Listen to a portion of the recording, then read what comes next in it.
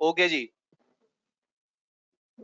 अच्छा भाई, हमने फाइनेंशियल लायबिलिटी शुरू किया था, ऐसा ही है। और फाइनेंशियल लायबिलिटी में हमने कहा था कि भाई हमने सीखी थी इशूअर की अकाउंटिंग। सही है भाई। अच्छा भाई, इशूअर की अकाउंटिंग में मैंने आपको एक मासूम सा होमवर्क दिया था, क्या वो हो गया? चलें जी, मुझे एक बात बताएं, हमने लास्ट क्लास में एक चीज सीखी थी कि जब भी इशूअर की अकाउंटिंग होगी तो जो आपकी ट्रांजैक्शन कॉस्ट है वो क्या होगी? माइनस होगी। फिर लॉजिक दी थी उसकी, मैंने कहा था इसको आप डे वन पे एक्सपेंस आउट नहीं करेंगे, ऐसा ही है।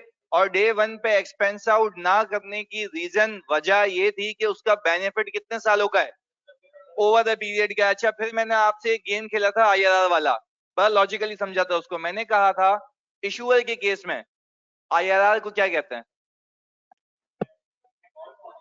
एक्चुअल कॉस्ट कहते हैं, ऐसा ही है। ऐसा ही है ना भाई, इशूअर बिल्कुल इशूअर ही स्टार्ट किया था ना। अच्छा, एक और चीज यहाँ पे सोनिया पूछ रही है कि सर क्या स्टार्टिंग न्यू टॉपिक? नहीं नहीं, न्यू टॉपिक अगली क्लास से होगा, आज ये खत्म हो जाएगा। सही है। तो आप चाहें तो अगली क्लास से ज्वाइन कर लीजिएगा और बाकी जो पिछले हैं वो आप कंप्लीट कर लें रिकॉर्डिंग से। अच्छा भाई, फिर इधर मैंने होमवर्क जो दिया था उसका क्वेश्चन नंबर बताओ। क्वेश्चन नंबर 29 था। चलिए जी सर, अभी हम चलते हैं क्वेश्चन नंबर 30 पे।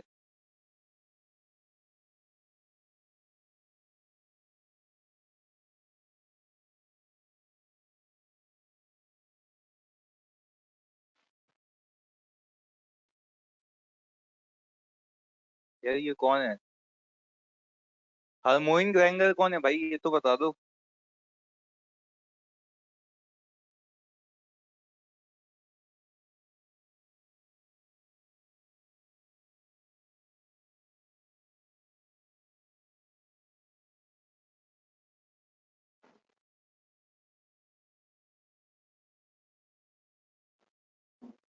अच्छा भाई, ये रहा हमारा क्वेश्चन नंबर 29। 28 दिया था ना होमवर्क? 29 दिया था। ओके जी, 30 पे आ गए हम। चलें जी, जल्दी से ये वाला सवाल करके बताएं। अच्छा, क्या ये वाली बात समझ आई थी तुम्हें कि जो मेरा आईआरआर इशूअर के केस में ज्यादा आया था, उसके ज्यादा आने की लॉजिक ये थी कि मैं एक्सपेंस ज्यादा बुक कर रहा था। तो टेक्निकली जो डे वन की ट्रांजैक्शन कॉस्ट है वो कितने सालों में बुक हो रही है? 3 सालों में। किसके जरिए?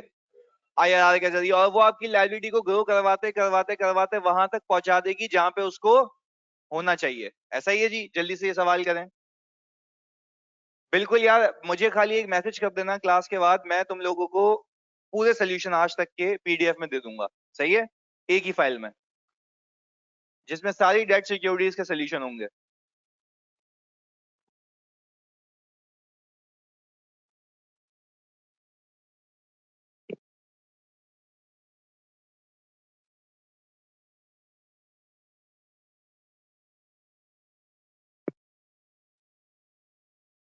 बिल्कुल, आईएफआरएस 9 की समरी भी मिलेगी। बिल्कुल मिलेगी।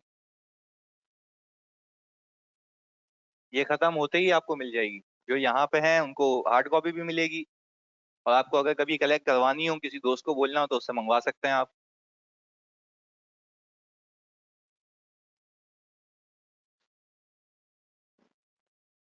अच्छा, वैसे ही सवाल करते हुए एक डिस्कशन, मुझे एक बात बताओ भाई, इस वाले सवाल में मैंने जो बॉन्ड या डिवेंचर इशू किए हैं, क्या वो प्रीमियम पे किए हैं? अच्छा, पहले तो एक एक करके बताओ।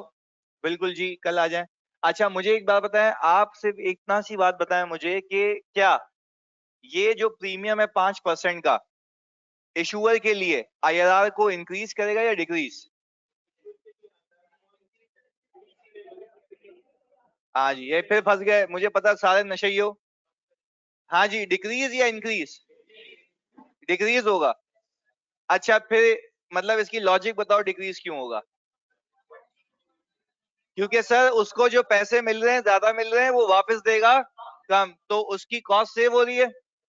जब भी कॉस्ट में सेविंग होगी तो मेरा आईआरआर कम हो जाएगा, क्योंकि मेरी एक्चुअल कॉस्ट में डिक्लाइन आ जाएगा। ऐसा ही है भाई। वेरी गुड जी, वेरी परफेक्ट, बिल्कुल सही कहा आप सबने कि भाई डिक्रीज होगा।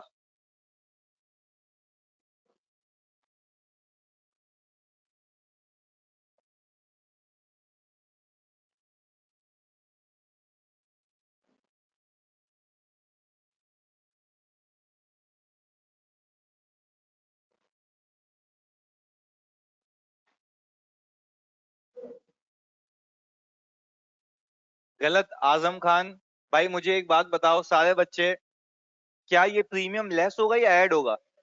ऐड होगा। देखो यार, हमेशा याद रखो एक बात, फेयर वैल्यू निकालने के लिए तो फेस वैल्यू में ऐड होगा ना। तुम इन्वेस्टर के पर्सपेक्टिव से सोचो, वो पैसे देगा ज्यादा।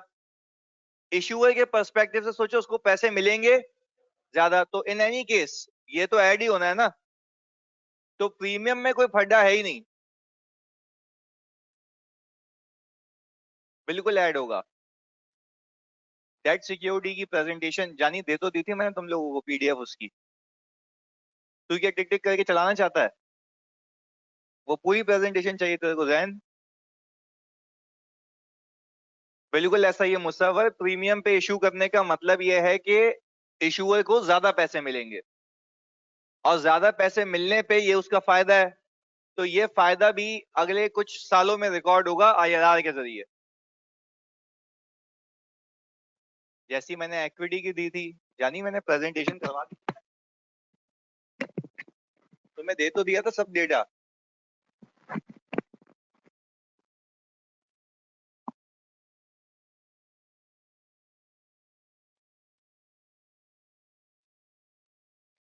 चलो तुम्हारे लिए एक और चीज करूंगा, जैसे ही ये टॉपिक खत्म होगा 1 पेज समरी तो दूंगा। फिर वो जो हमारी ग्लास टेक्नोलॉजी है ना, उस पे 1 घंटे की पूरी समरी बना दूंगा। सही है? अगर तुम्हें रिवाइज करना होगा तो खाली वो देख लेना, एक भी नहीं उसको आधे घंटे पे ले आऊंगा। सेट है? ये कर लेंगे भाई, अब तुम्हें किसी प्रेजेंटेशन की नीड नहीं होगी। जी जानी। बिल्कुल जीरो से वर्कशॉप में नहीं, इस बार मतलब हर बार नई चीज ना। आई5 9 में ना? नहीं, वो भी साइड में रख दो, उससे भी अच्छी बनेगी ये। सही है? बिल्कुल क्विज लेंगे आई5 9 का। ग्लास टेक्नोलॉजी क्या है? शीशे पे जो पढ़ाते हैं हम लोग, मतलब पीने वाला नहीं, लिखने वाला।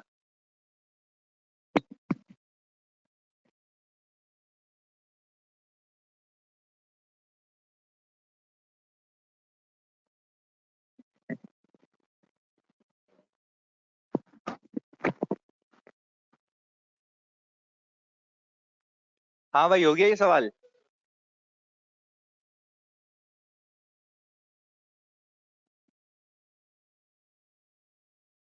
अच्छा भाई, कोई तुम में से ऐसा है इंक्लूडिंग ऑनलाइन वालों जो मुझे ये बयान कर सके कि मेरी जो मैंने ऑफर किया है वो 10% है?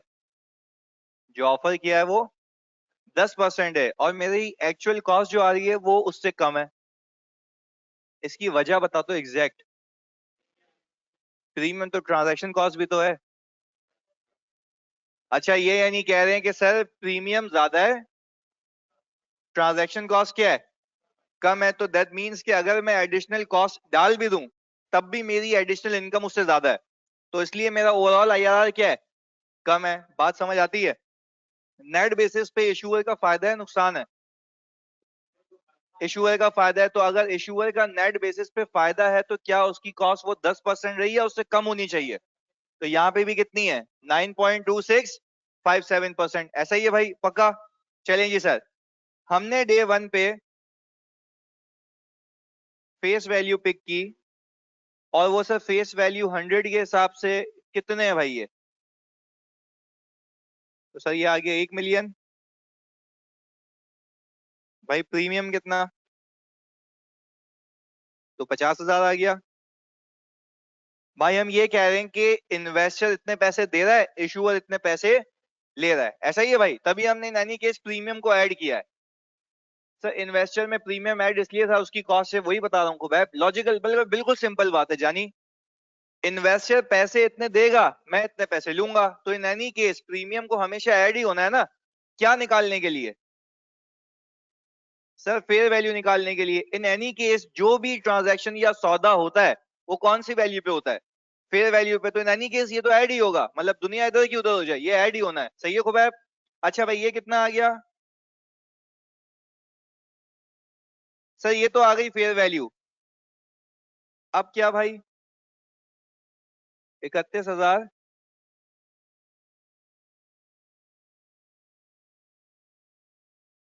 हाँ भाई, ऐड करूं? क्यों? उसके बाद से जा नहीं रही सर, उसके पास पैसे ही कम आएंगे। ऐसा ही है, तो वो नेट बेसिस पे अपनी लायबिलिटी को रिकॉर्ड करेगा, ऐसा ही है।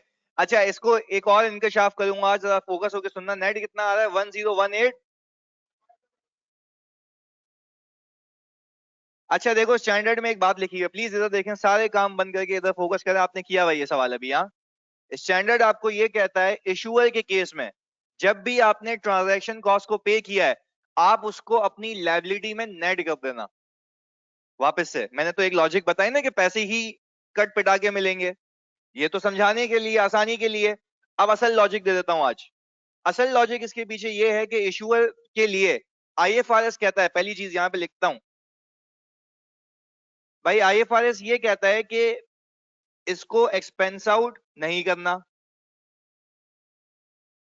सुनो, आईएफआरएस क्या कहता है? इसको एक्सपेंस आउट यानी डे वन पे एक्सपेंस आउट नहीं करना, क्योंकि इसका बेनिफिट यानी जो पैसे आपने लिए हैं ये आपको 3 साल तक वापस मतलब चुकाने हैं, ऐसा ही है। तो अगर ये 3 साल तक वापस आपको पैसे देने हैं तो इसको एक्सपेंस आउट भी कितने सालों में होना चाहिए? 3 सालों में। फिर हमने आईएफआरएस से एक बात पूछी, भाई मुझे एक बात बताओ, ये कैसे पॉसिबल है? पैसे तो आज ही नेट मिल रहे हैं ना मुझे। वो भी यही कह रहा है, बोला तुम्हें आज पैसे देने हैं ट्रांजैक्शन कॉस्ट के नाम पे। किस नाम पे?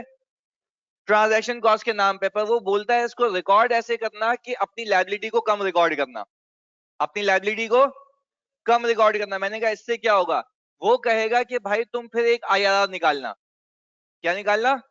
अच्छा, आईआरआर निकालने का तरीका ये होगा, आप बोलेंगे ईयर जीरो पे मुझे इतने पैसे मिले, ईयर जीरो पे इतने पैसे मिले, year one, year two, year three coupon दूंगा। कितना? 1 लाख। प्लीज सुनना यार। और आखिर में 1 लाख प्लस 1 मिलियन। अच्छा, ये मैं अपने कंप्यूटर को बता रहा हूँ, फाइनेंशियल मॉडलिंग है ये पूरी, सुनना मेरी बात। मैंने अपने कंप्यूटर को क्या बताया? मुझे कितने मिले?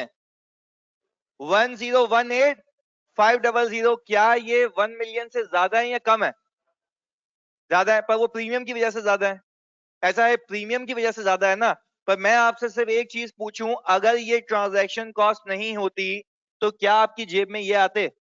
मैं बिल्कुल लॉजिकली तुम्हें क्लियर करना चाहता हूं, क्योंकि फाइनल लेवल पे भी या कभी फर्म में भी जाओ तो तुम्हें चीजें समझ आ रही हो। मैं सिर्फ क्या कह रहा हूं, तुम्हें पैसे कितने मिलते? 1050000, ऐसा ही है। 1050000 आपको पैसे मिलते अगर क्या नहीं होती, ट्रांजैक्शन कॉस्ट नहीं होती। सही भाई, आपने ये पे करनी है कुछ भी हो जाए। इन्वेस्टर भी पे करेगा, इशूअर भी पे करेगा, दोनों किसको पे करेंगे? ब्रोकर को पे करेंगे। अच्छा, अब सवाल ये आता है दोनों की अकाउंटिंग ट्रीटमेंट क्या होगी? सही है। अच्छा, अब एक के लिए तो ये एसेट था, किसके लिए? इन्वेस्टर के लिए। तो उसने क्या किया? उसने अपने एसेट में इसको कैपिटलाइज किया। पक्की बात है, हमने सीखा है ना ये, कि उसने अपने एसेट में इसको कैपिटलाइज किया और फिर उसको over the period expense out किया। यानी एक चीज को कैपिटलाइज करके एक्सपेंस आउट किया। ये बात समझ आई? ये किसके रिलेटेड बात थी? इन्वेस्टर के रिलेटेड। इसको साइड में लगा दिया। अब चलते हैं इशूअर पे। इशूअर ने भी पे किया। अच्छा, अब इशूअर को भी एक्सपेंस आउट करना है, पर एक साथ नहीं, ओवर द पीरियड। इसके लिए ओवर द पीरियड के लिए कहानी निकाली गई। इसने कहा आप अपनी लायबिलिटी को कम रिकॉर्ड करें, यानी 1050 के बजाय कितनी रिकॉर्ड करें? 1018500। प्लीज अब बात सुनना, ये वाली बहुत अहम बात है। 1018500 आपको बोला है उसने रिकॉर्ड करने को। क्या इसके अंदर से 31500 नेट हुआ है? अच्छा, अब मुझे आप एक बात बताएं, जब इसके अंदर से 31500 नेट हुआ है तो दैट मींस कि आपने लायबिलिटी को कम रिकॉर्ड किया है। सही है। अच्छा, टेक्निकली अगर मैं आपसे एक बात पूछूं, लायबिलिटी को कम रिकॉर्ड करके क्या मैंने ट्रांजैक्शन कॉस्ट को इग्नोर कर दिया? नहीं, मैंने लायबिलिटी को नेट करके अपने फाइनेंशियल मॉडल को ये कहा कि मैं 1 लाख पे करूं, 1 लाख पे करूं, आखिर में कितने पे करूं? 11, मैंने 1.1 मिलियन यानी 1 लाख और अपना प्रिंसिपल का अमाउंट उसको रीपे करूं, ऐसा ही है। तो मुझे बता दो इफेक्टिव मेरी कॉस्ट कितनी है? अच्छा, मतलब वो अगर मैं देखूं यहाँ पे कितनी दी हुई है, 9.2657। ओके जी सर, 9.2657%। अच्छा, इस वाले पूरे मॉडल से एक चीज हुई, आपका आईआरआर, प्लीज सुनना, आपका आईआरआर आया है ज्यादा, वरना आता कम अगर ये ट्रांजैक्शन कॉस्ट नहीं होती। ऐसा ही है भाई, मैं फिर रिपीट करता हूं, आपका आईआरआर ज्यादा, अच्छा अब आप बोल लोगे सर ये तो आईआरआर कम आया है, वो किसकी वजह से कम आया है? प्रीमियम की वजह से। अच्छा अब अगर मैं वैसे ही पिछला वाला केस समझाने के लिए खोलूं, इधर देखिएगा खाली तुम लोग, बस 1 मिनट की बात है, खाली यहाँ पे क्लैरिटी के लिए बता रहा हूँ। पिछले वाले केस में जो पहला सवाल था उसमें क्या प्रीमियम या डिस्काउंट कुछ भी था? नहीं था, सिर्फ फेस वैल्यू थी। कितने की फेस वैल्यू थी बच्चों? 100 की। ऐसे ही देखो, ये बिल्कुल आसानी के लिए वाला केस करवा रहा हूं ताकि बिल्कुल एकदम दिमाग में ये चीज चिपक जाए। अच्छा भाई, क्या मैंने आइडियली लायबिलिटी को 100 मिलियन पे रिकॉर्ड करना चाहिए था? Yes sir. पर मैंने इसके साथ साथ एक और चीज पे की है, उसका नाम क्या है? Transaction cost. अच्छा फिर वही सवाल आ गया कि इशूअर इसका क्या करे, या तो एक्सपेंस आउट करे या तो लायबिलिटी में नेट करे। देखो इन्वेस्टर का तो मुझे समझ आता है ना, वो कैपिटलाइज किया है और over the period expense out होगा। यहाँ पे भी सीन कुछ ऐसा ही है पर तरीका अलग है, वो तरीका समझा रहा हूं अभी। मैंने क्या किया, अपनी लायबिलिटी को 1 मिलियन पे रिकॉर्ड किया था या 970 पे? 970 पे, बात समझ आ रही है? 970 पे रिकॉर्ड किया, यानी एक्चुअल से कम पे। ऑनलाइन वालों प्लीज तुम लोग भी बताओ, एक्चुअल से कम पे किया? सही है, एक्चुअल थी कितनी? मैंने इसमें एक चीज नेट की, वो क्या है? Transaction cost. ऑनलाइन वालों जल्दी से कंफर्म करो, ये बात समझ आई? चलें जी। फिर मैंने क्या किया, यहाँ पे भी कैश फ्लो ड्राफ्ट की है। मैंने अपने कंप्यूटर को ये कहा कि 970 अगर ईयर 0 पे मुझे मिले, सही है, 1 लाख रुपए मैं ईयर 1 में दूं, 1 लाख रुपए मैं ईयर 2 में दूं, और 1 लाख प्लस 1 मिलियन कब रीपे करूं? मेच्योरिटी पे। तो मुझे बताओ मेरी एक्चुअल कॉस्ट कितनी? अब तुम जरा दिमाग लगाओ, तुम्हें टेक्निकली पैसे कितने मिले? कितने? 970। 970 मिले, तुम वापस कितने करोगे? 1 मिलियन वापस से। देखो यही गेम सीखने की है अभी। तुम्हें पैसे मिले कितने? 970, यानी जेब में आए 970, क्योंकि तुमने अपनी ट्रांजैक्शन कॉस्ट को नेट कर दिया इस अजम्पशन के तहत कि जो आपका बैंक है उसने आपको पैसे काट के दिए, कम दिए पैसे। अच्छा वो कम कितने बन गए? 970। अब आगे दोगे कितने वापस से? 1 मिलियन। साथ साथ बोलना है, मिले कितने वापस? कितने? 1 मिलियन। यानी आपकी लायबिलिटी को कोई 30,000 से ग्रो होना है। कितने सालों में? वो तो भाई वो ग्रो ऐसे ही होगी कि जब आप एक्सपेंस ज्यादा बुक करें। जब आपने आईआरआर निकाला ना, तो आपका ऑफर किया गया रेट 10% था, पर आपका आईआरआर कितना है? 11.2326। टेक्निकली इस 11.2326 में मेरी बात को समझना फोकस के साथ, ये 10% का 1 लाख तो है ही है, साथ साथ एक और चीज है। कितने की? 30,000 रुपए की। कितने सालों में बुक होगी?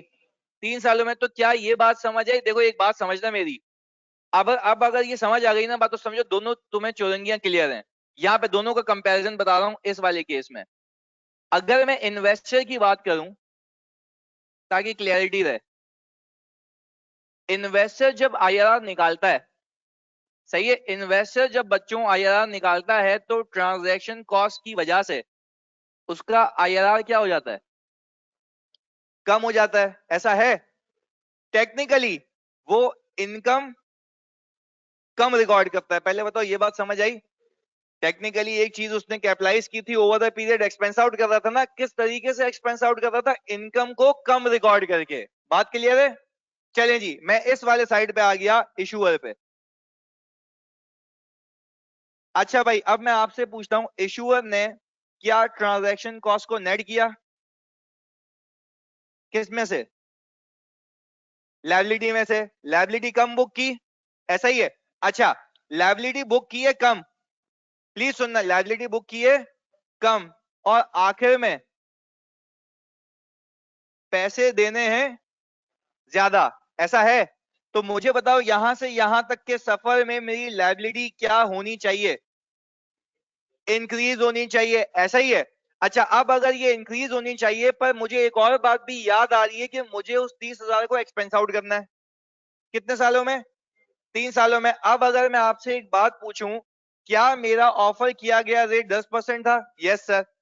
मैंने अभी जो सवाल दिखाया उसमें निकाला कितना? 11.2326 सर, ये आ गया 11.2326। इन दोनों को अगर बच्चों आप कंपेयर करो ना तो आपको एक बात समझ आएगी। इन्वेस्टर जो है ट्रांजैक्शन कॉस्ट को कैपिटलाइज करता है और इनकम कम रिकॉर्ड करके उसको एक्सपेंस आउट करता है। पहली बात समझ आई? पक्का? पीछे भी? अच्छा जी, दूसरा केस, जो हमारा इश्यूअर है वो अपनी लायबिलिटी में उसको क्या करता है, नेट करता है, पर वो आगे आने वाले सालों में एक्सपेंस ज्यादा बुक करता है। क्यों ज्यादा बुक करता है? क्योंकि वहां पे ट्रांजैक्शन कॉस्ट को एक्सपेंस आउट करना है। अगर आज के बाद तुम्हें कोई भी चीज एक बात समझ आए, सुनो इधर, इनाम फोकस से सुनना, आखिरी बार मुझे सिर्फ एक चीज बताओ, आखिरी बार, जो इशूअर है पहले दिन पे अपनी लायबिलिटी में क्या चीज नेट करेगा?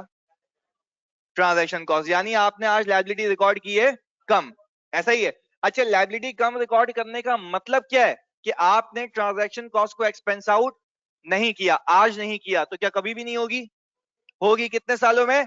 3 सालों में। अब इशूअर के पास एक ही तरीका है इसको एक्सपेंस आउट करने का, किसके जरिए? आईआर के जरिए। अब इशूअर करेगा क्या कि अपना रिवाइज एक्चुअल कॉस्ट निकालेगा।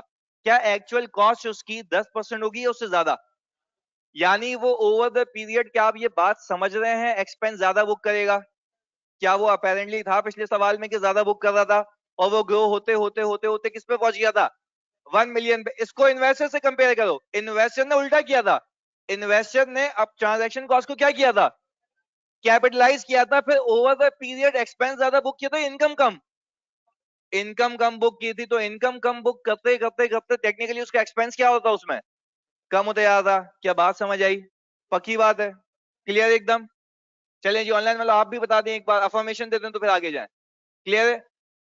जल्दी से दादा, सबने बताना है, तुम्हारे लिए भाई इतनी डिटेल ही है। चलें जी। अच्छा भाई, अब मुझे बताएं, अब तो मैं आ गया इस वाली चुरंगी पे अपने असल सवाल के ऊपर। असल सवाल में आपने सबसे पहली एंट्री क्या बनाई?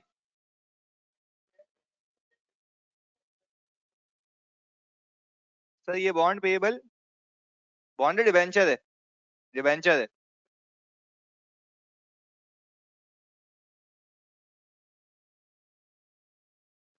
सही है भाई, डिबेंचर पेएबल क्रेडिट कितने से? 1018।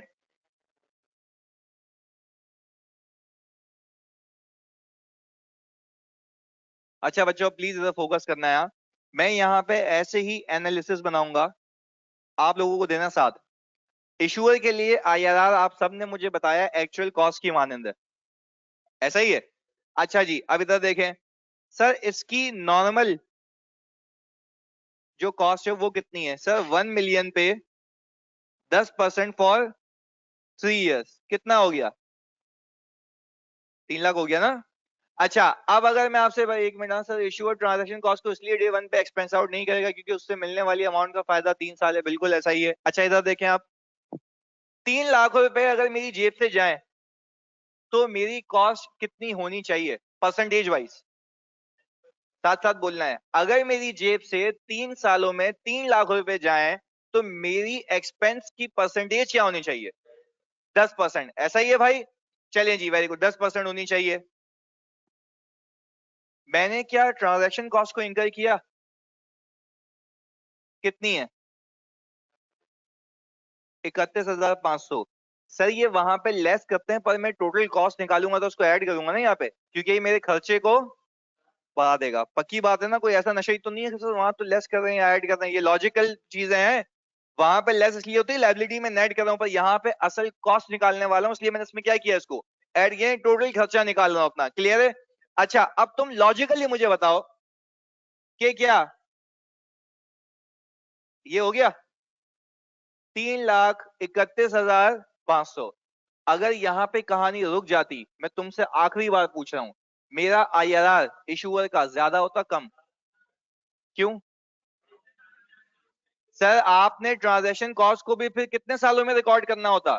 3 साल में, क्योंकि आज आपने उसको लायबिलिटी में नेट कर दिया था। क्लियर है?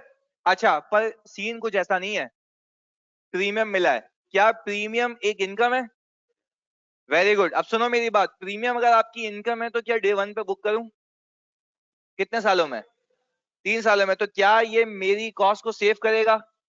ऐसा ही है। तो भाई मुझे एक बात बताओ, आपने यहाँ पे जो भी प्रीमियम रिसीव किया है 50,000 रुपए का, उसको कटा दो यहाँ से, कितना आ गया ये? यही है।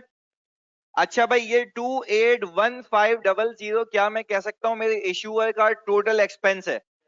कितने सालों का? अच्छा, आप खुद दिमाग लगा के कंपैरिजन कर लो। 3 लाख रुपए जेब से जाते तो 10% जाते, 3 लाख जा रहे हैं इससे कम, तो आपका आईआरआर क्या होना चाहिए? इससे कम या ज्यादा? कम होना चाहिए। तो सर देखें जरा, ये कम है 9.2657, सही आ गया 9.2657%। यहां तक बात समझ आई? अच्छा, तो क्या मैं ट्रांजैक्शन कॉस्ट को इसमें एक्सपेंस आउट नहीं कर रहा? कर रहा हूं, पर साथ साथ इनकम भी बुक कर रहा हूं। किसकी इनकम? प्रीमियम की। बात समझ आ रही है? यानी इस वाले सवाल में इनकम की वेटेज जितनी ज्यादा है कि वो आपकी ट्रांजैक्शन कॉस्ट को भी रिकवर कर गई है। ऐसा ही है? चलें जी, अब मुझे एक बात बताएं सर, ओपनिंग आ गया, कैश और क्लोजिंग। अच्छा भाई, अगर मैं ईयर 1 की बात करूं तो आपके पास 10500 आ गया। इंटरेस्ट में बुक करूंगा सर 9.2657% पे, 94। अच्छा, अब जैसे ये पूछ रहे हैं कि भाई अगर वो कहता कि रिडम्पशन पे प्रीमियम है, तो क्या वो इशूअर का नुकसान होता? रिडम्पशन पे प्रीमियम इशूअर का नुकसान है, क्योंकि वो इशूअर की जेब से जाता, आता नहीं। तो आपको क्या लगता है उससे आईआरआर पे इफेक्ट क्या आता? ज्यादा हो जाता सर, ज्यादा हो जाता, क्योंकि फिर और कॉस्ट एक्सपेंस बुक करना पड़ता कितने सालों में? 3 सालों में। लॉजिकल बात समझ आई? चलें जी, पर आपको आसानी के लिए सिर्फ ये याद रखना है कि जब भी इशूअर की अकाउंटिंग होगी, ट्रांजैक्शन कॉस्ट लेस करने की दो वजूहत हैं। पहला, पैसे मिलेंगे कम, ऐसा ही है ना, क्योंकि वो अपना कमीशन काट के तुम्हें देगा। और दूसरा, जब पैसे मिले हैं कम, तुम्हें वापस करने हैं ज्यादा, तो क्या जेब से ज्यादा लग गए? तो ये एक्सपेंस भी कितने सालों में रिकॉर्ड होगा? 3 सालों में। इसी वजह से मेरा आईआरआर क्या आएगा? ज्यादा आएगा। क्लियर हो गई बात? चलिए जी, इसके बाद सर, कैश आ गया 1 लाख रुपए, क्लोजिंग 871, सही आ गया 10128719 3।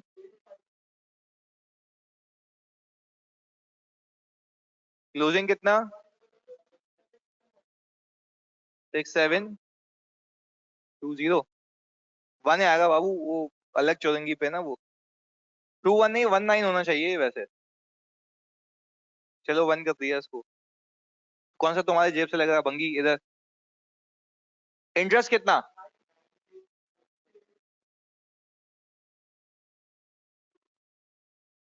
क्लोजिंग कितना? 1 मिलियन। अच्छा, अब इधर फोकस के साथ मुझे एक बात बताएं सर, अगर मैं ईयर 1 के एंड की एंट्री बनाऊं तो कैश जाएगा?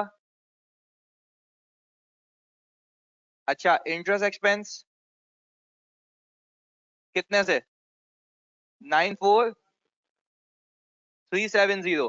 अच्छा, लायबिलिटी डेबिट करूं या क्रेडिट? डेबिट। रीजन दो उसका। नहीं, वो तो मुझे पता है कम हो रही है, क्यों कम हो रही है? देखो, एक एक समझो, बैलेंसिंग फिगर भंगी, इधर सुनो। देखो लॉजिक है इसके पीछे। टेक्निकली ओवरऑल देखो तो तुम्हें पैसे मिले हैं नेट बेसिस पे ज्यादा, तुम्हें वापस करने कम, तो टेक्निकली आपकी ओवरऑल इनकम है। हाँ, वेरी गुड। यानी ओवरऑल इनकम ऐसे नहीं है कि पूरी ही इनकम एक्सपेंस है, पर आपने जो इंक्रीमेंटल ओवरऑल इनकम बुक करनी है, ऐसा ही है भाई। तो टेक्निकली प्रीमियम की वजह से जो ट्रांजैक्शन कॉस्ट को खा गई थी, वो ओवर द पीरियड इनकम के नाम पे रिकॉर्ड होगी, वो टेक्निकली आपके एक्सपेंस को कम कर रही होगी। अच्छा, अगर एक सोचने का तरीका डेवलप करें इन्वेस्टर के केस में, मतलब मैं क्यों लिंकेज करता हूं ताकि भूलो ही नहीं। इन्वेस्टर के केस में जितनी एडिशनल कॉस्ट होती है उसकी इनकम कम होती जाती है। क्या मैं सही कह रहा हूं? ऐसा ही था ना, जितने एडिशनल पैसे, जितने भी एडिशनल पैसे हैं उसकी जेब से लगेंगे, जितने भी एडिशनल पैसे हैं उसकी जेब से लगेंगे, उसकी इनकम क्या होती रहेगी? कम होती रहेगी। अब मैं इसका ऑल्टरनेटिवली ऑपोजिट बताता हूं। जितने भी एडिशनल इनकम इशूअर की होगी, उससे उसका एक्सपेंस क्या होता रहेगा? कम होता रहेगा। आपके सामने की बात है, यहां पे एक्सपेंस आइडियली 1 लाख होना चाहिए था, या उससे ज्यादा होना चाहिए था, अब 1 लाख भी नहीं है, उससे कम है, क्योंकि उसको प्रीमियम की वजह से इनकम हो रही है। यानी उसका एक्चुअल जो एक्सपेंस था 1 लाख रुपए का 10% का, वो 10% 1 लाख रुपए नहीं रहा, उससे क्या हो चुका है, कम हो चुका है। तो अकॉर्डिंगली बात समझ आ रही है। चलिए सर, हमने क्या किया सर, डिवेंचर पेबल को किया डेबिट कितने से, चलिए सर ईयर 2 आ गया, कैश गया मेरे पास से 1 लाख का, इंटरेस्ट एक्सपेंस आ गया कितना 93, और सर ये आ गया डिवेंचर पेबल, यही है। और सर ईयर 3 आ गया मेरे पास, कैश आ गया 1 लाख, 93280, और डिवेंचर पेबल। अच्छा सर, और ये 3 पे एक और एंट्री बनेगी, डिवेंचर पेबल डेबिट और कैश।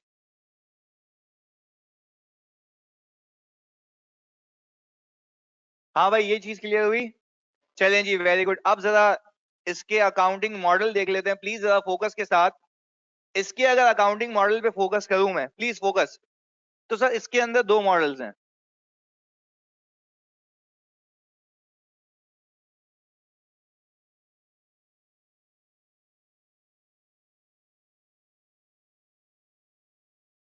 अभी जो तुमने किया वो कौन सा था, यानी इसमें आपकी नीयत ये है कि आखिर तक लेके जाके रीपे कर दोगे, ऐसा ही है? यानी सर इसमें हेल्ड,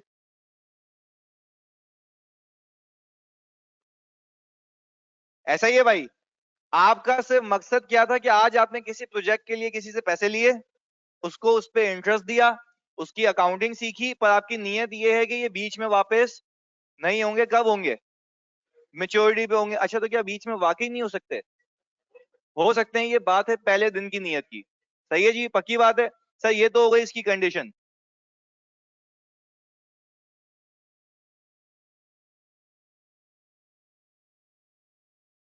अच्छा जी, यानी फिर वापस से, सर अगर मैं ये कहता हूं कि अगर मैंने किसी से पैसा लिया इक्विटी की मद में या डेट की मद में, डेट की मद में, और फिर मेरी नीयत ये है कि मैं इसको कब तक कैरी करूंगा, मेच्योरिटी तक, और आखिर में इसको पैसे दे दिला के कहानी खत्म करूंगा, तो मेरे लिए एक ही मॉडल सजेस्टेड है, वो कौन सा है? अमोडास कॉस्ट कैश की अकाउंटिंग सीख चुके? मैं तुम्हें बताऊं, तुम आराम से फेयर वैल्यू थ्रू पीएनएल की भी सीख ही चुके हो, पर किसमें सीखी है? इशूअर में। इन्वेस्टर में, इशूअर में? इन्वेस्टर में। अब किसमें करनी है? इशूअर में। पर मेरे ख्याल से जैसे वहां पे एसेट को फेयर वैल्यू पे लेके जाते थे, यहाँ पे लायबिलिटी को। एक एक करके टेस्ट लेते हैं, आप बताएं कि अगर लायबिलिटी रिपोर्टिंग डेट पे ज्यादा हो गई तो मेरा नुकसान है या फायदा है? नुकसान है। अच्छा, तो लॉस होगा डेबिट, हाँ या नहीं? हाँ सर, फेयर वैल्यू लॉस होगा डेबिट, और लायबिलिटी होगी। अच्छा, तो अगर इन्वेस्टर होता, अगर एसेट की वैल्यू ऊपर जाती तो फायदा होता नुकसान? देखो यही तो लॉजिक है, उस बंदे का फायदा था तो मेरा क्या है, नुकसान है। सीधी सी बात है भाई, अगर उसकी एसेट में वैल्यू में इंक्रीज आ रहा है, मेरी लायबिलिटी में इंक्रीज आ रहा है, एक का फायदा है दूसरे का नुकसान है, इसलिए वो इन्वेस्टमेंट को करता है डेबिट, में लायबिलिटी को करता हूँ क्रेडिट, वो इनकम को करता है क्रेडिट, में लॉस को करता हूँ डेबिट। दोनों में लिंकेज समझ आई? हाँ, इसको कह सकते हो वाइस वर्सा। जो तुमने उस दिन चवल मारी थी ना यार में, इनवर्स रिलेशनशिप यहाँ पे है। सही है जी, ये बात याद रखिएगा। चलें जी, अब आगे देखें। Sir fair value through PNL की अकाउंटिंग तो तुम यूं 2 मिनट में सीख जाओगे, क्योंकि तुम्हें आती है। इसकी खाली कंडीशन को डिस्कस करते हैं। देखो ये ऑप्शन दिया है, बात औकात होता ये है कि कुछ कंपनीज को शॉर्ट टर्म के लिए पैसा चाहिए होता है। कितने के लिए? शॉर्ट टर्म के लिए पैसा चाहिए होता है। यानी कंपनी की अगर नीयत ये हो, प्लीज सुनना, कंपनी की अगर नीयत ये हो कि आज मैं पैसे ले लेता हूं। अच्छा, इसमें दो तीन बातें कहूंगा, बड़ी अहम है, ताकि शक व शुबा साइड में हो जाए। आज मैंने 100 रुपये पर बॉन्ड एक डेट सिक्योरिटी इशू की है, मैंने रिटर्न ऑफर किया कितने का, 10% का, कितने सालों के लिए, 3 सालों के लिए। ये कुल मिला के कहानी है। अब ट्रांजैक्शन कॉस्ट अपनी जगह, प्रीमियम प्रीमियम सब अपनी जगह होगा, वो मुझे आता है। सही है, ये तो है बेसिक कहानी। अच्छा, हुआ ये कि अब मुझे तुम बताओगे मुझे कितने सालों तक इस पे सूद पे करना है। 3 सालों तक, ऐसा ही है ना भाई। अच्छा अब प्लीज सुनना, हम इतनी अच्छी कंपनी है कि हमें पता है कि हमारी सिक्योरिटीज की value due to fluctuation in interest rate ऊपर जाएगी। नहीं भाई, तो बात है समझ। भाई अगर मैंने आज 10% ऑफर किया है मार्केट में, अगर इंटरेस्ट रेट कम हो गए, ये बड़ी लॉजिकल बात है, समझना है इस बात को। अगर आज मैंने 10% का रेट ऑफर किया है और मार्केट में रेट हो गए 8%, मेरी सिक्योरिटी की वैल्यू ज्यादा है कम है? ज्यादा है ना। अच्छा अब टेक्निकली तुम खुद देखो, तुम्हारी सिक्योरिटी की वैल्यू ज्यादा है, ये फायदा अल्टीमेटली इन्वेस्टर का है और तुम्हारा क्या है, नुकसान है। अच्छा ये मेरे दिमाग में चल रहा है, मैं हूं इशूअर, मुझे पता है कि 1 साल बाद अगर ऐसा हुआ, मैं अगर क्यों कह रहा हूं, क्योंकि मैं नजूमी नहीं हूं, मुझे वहीं जाके पता लगेगा कि क्या सीन है, क्या चल रहा है मार्केट में। अच्छा हुआ ये कि रिपोर्टिंग डेट पे या बीच में किसी भी दिन पे, सही है, क्योंकि तुम्हारे केस में डिस्पोजल तो है ही नहीं ना, तो अकाउंटिंग तो हमें सीखनी है। अच्छा जी अब मुझे एक बात बताओ, रिपोर्टिंग डेट पे इंटरेस्ट रेट हो गए कितने परसेंट, और ये है मार्केट इंटरेस्ट रेट, ऐसा ही है।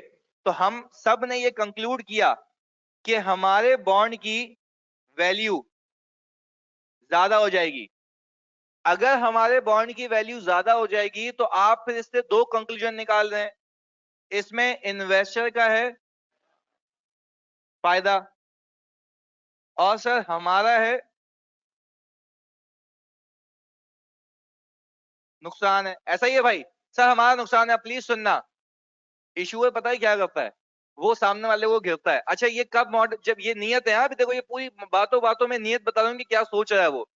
उसको पता है कि अगर मार्केट में फेयर वैल्यू चली जाएगी ऊपर, सही है, मैं क्या करूंगा, इन्वेस्टर के पास जाऊंगा, मैं बोलूंगा दादा देख, 3 साल तक तूने भी अपने पैसे फंसाए हुए हैं, सही है, 3 साल तक तेरे पैसे मेरे पास है, तू बिला वजह इंटरेस्ट लिए जा रहा है, लिए जा रहा है, आखिर में वापस पैसे लेगा। अच्छा ये तो 3 सालों की बात की ना, ये 20-20 साल के होते हैं। मैं जाके सामने वाले को एक इंसेंटिव देता हूँ, मैं कहता हूँ दादा देख, तूने 1 मिलियन इन्वेस्ट किया था ना, तू 1 साल का सूद तो ऑलरेडी मुझसे रिकवर कर चुका है, कमाल ये ना तूने। 1 मिलियन तुझे मुझे वापस देने थे, 1 मिलियन दिए थे तो वापस भी कितने दूंगा, अनलेस अदरवाइज एग्रीड के प्रीमियम पे वापस दूंगा। मार्केट में वैल्यू अगर मैं देखता हूं इसके बॉन्ड की अब चल रही है 1.5 मिलियन, यानी 5 लाख रुपए ज्यादा। आपको नहीं लगता कि हो सकता है, मैं हो सकता है क्यों कह रहा हूं, क्योंकि मुझे पता नहीं है, हो सकता है कि सामने वाला इन बातों में आ जाए, तो क्या मैं अपनी सिक्योरिटी की सेटलमेंट देन एंड देयर कर सकता हूँ, देन एंड देयर कर सकता हूँ, या आखिर तक लेके जाने की नीड है? देन एंड देयर नहीं भाई, भाई सीधी सी बात है, सीधा भाई, उसका तो फायदा है ना, और मेरा क्या है, नुकसान है। अब आप लोगों के दिमाग में एक बात आ रही होगी, सर मैं क्यों नुकसान पे सेटल करूंगा, पहली बात आप बोल रहे होंगे ना, सर मैं क्यों नुकसान पे सेटल करूंगा, भाई सामने वाले का तो फायदा है। दो फायदे हैं इसके मेरे, मेरे पास इतना सफिशिएंट कैश फ्लो है कि मुझे अभी किसी और की नीड नहीं है, मैं बिला वजह ये चक्कर पालना ही नहीं चाहता कि मैं इंटरेस्ट एक्सपेंस दूं ताकि मेरा प्रॉफिट कम दिखे। भाई जितना इंटरेस्ट एक्सपेंस होगा उतना प्रॉफिट क्या होगा, कम होगा।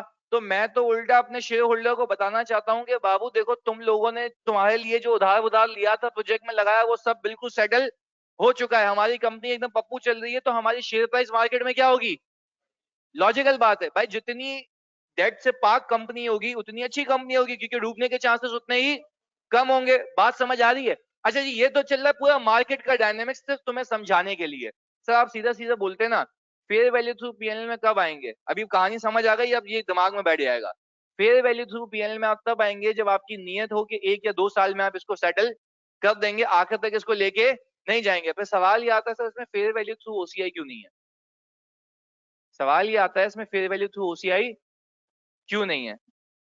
पहली चीज, यहाँ पे तो कुछ ऐसा सीन बन ही नहीं सकता ना कि फायदा हुआ तो बेचूंगा, मुझे कौन सा फायदा, मैं कौन हूं, इशूअर, तो मुझे कोई फायदा हो सकता है, नहीं, मेरा तो अल्टीमेटली नुकसान है।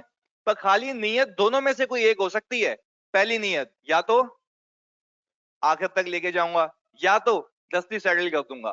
पर वो कभी भी सेटल करता हूँ, ये सारी की सारी बात कब डिसाइड हो रही है, डे वन पे। बात समझ आ रही है? पर फिर वापस से एक सवाल आता है ना, फेयर वैल्यू थ्रू ओसीआई क्यों नहीं है? भाई आप बोलोगे ऐसा कोई सीन ही नहीं है ना, फायदा हुआ तो बेचूंगा, मुझे कौन सा फायदा है, और तुम लॉजिकली बात कहो एक, अगर मार्केट में बॉन्ड की वैल्यू कम हो गई, सही है, तो क्या पागल का बच्चा तुमसे रिडीम करेगा या आखिर तक लेके जाएगा वो? तो वो तुमसे पैसे वापस नहीं लेगा, वो बोलेगा कब तक लेके जाओ उसको, आखिर तक। तो ये सारे इंसेंटिव कब होंगे? जब जब मार्केट में फेयर वैल्यू ज्यादा हो जाए। क्या बात समझ है? चलो पहले एक एक करके सवाल पूछता हूं। क्या ये समझ आया इसमें फेयर वैल्यू थ्रू ओसीआई क्यों नहीं है? क्यों नहीं है? तो ऐसा नहीं है ना कि फायदा हुआ तो बेच दूंगा, इसमें ऐसा कोई सीन नहीं है। ये सारी चीजें पकड़ाटे किसकी हैं? इन्वेस्टर की। चलें जी, अब मैं आ गया इधर। फिर मैंने कहा आप फेयर वैल्यू थ्रू पीएनएल पे कब आएंगे? आप बोलेंगे जब डे वन पे मैंने लोन इस नियत से लिया है कि मैं इसको कभी भी सेटल कर दूंगा। वो कभी भी आ सकता है। अच्छा, तो इस वाले में और पहले वाले केस में क्या फर्क है? उसमें तो नियत है कि कब तक लेके जाऊंगा, आखिर तक। ये क्या है? कभी भी सेटल कर दूंगा। और कभी भी सेटल कर दूंगा मतलब ये है कि, अब सुनो, एक बड़ी लॉजिकल बात कह रहा हूं। कभी भी सेटल करने का मतलब, जब आप ये कहते हैं ना कभी भी सेटल करूंगा, तो इस वाले केस में स्टैंडर्ड आपको कहता है आप अपनी लायबिलिटी को उस अमाउंट पे दिखाओ जितने पे वो सेटल होगी। वापस से बताएं सर, कभी भी सेटलमेंट का मतलब समझते हो कि वो कभी भी सेटल हो सकती है। और कभी भी सेटल होने वाली चीज आप अपनी बैलेंस शीट में उस अमाउंट पे दिखाएंगे जिस अमाउंट पे वो सेटल होगी। ट्रू एंड फेयर व्यू के हिसाब से वो कौन सी वैल्यू होती है? Fair value. तो क्या मैं गलत कह रहा हूं कि उसके लिए कौन सा मॉडल है फेयर वैल्यू थ्रू पीएनएल का? क्या बात समझ? अच्छा, तो पहले वाले में क्यों नहीं कहता फेयर वैल्यू पे? सर वहां पे नियत ही नहीं है सेटल करने की, तो वो तो फिर ट्रू एंड फेयर व्यू वो तब आएगा ना जब आखिर तक लेके जाऊंगा। देखो लॉजिकल बात है, दो मॉडल्स हैं, एक अमोर्टाइज कॉस्ट, दूसरा फेयर वैल्यू थ्रू पीएनएल। एक में नियत ये है कि आखिर तक लेके जाऊंगा, तो वहां पे ट्रू एंड फेयर व्यू कैसे देखेगा जब उसको मैं किस पे रखूंगा? अमोर्टाइज कॉस्ट पे, क्योंकि वहां पे कभी सेटल करना ही नहीं है। तो क्या वहां पे फेयर वैल्यू रखने की गुंजाइश है? तुम खुद बताओ। उसमें सिंपल सिंपल क्या हिसाब है, जितने पैसे आए, जितनी एडिशनल कॉस्ट है, नेट वेट करके आखिर तक लेके जाके कहानी को खत्म करो। अच्छा, फिर उसमें क्या मसला है? उसमें भाई जब भी होगा कभी भी सेटल हो सकता है। तो फिर उसमें ट्रू एंड फेयर व्यू कब दिखेगा? जब फेयर वैल्यू पे होगा। तो क्या बिल्कुल स्टैंडर्ड लॉजिकल बात कर रहा है कि उसको फेयर वैल्यू पे इसलिए रखना क्योंकि वो कभी भी सेटल हो सकता है। तो अपने यूजर ऑफ फाइनेंशियल स्टेटमेंट्स को एक तमीज से बात बता देना कि इसकी आज की वैल्यू इतनी चल रही है, अगर सेटल हो गया तो मेरी जेब से इतने पैसे जाएंगे। बात समझ आई? आप पूछे जानी सवाल। हम्म। पहले साल के आखिर में। सही है। नहीं नहीं, देखो नेगोशिएशन कैसे होगी, इसकी भी ट्रेडिंग होती है, मतलब इसकी भी प्राइसेस आती हैं। सही है जी। तो वो क्या करते हैं, प्राइसेस कैसे निकलती हैं बता देता हूँ।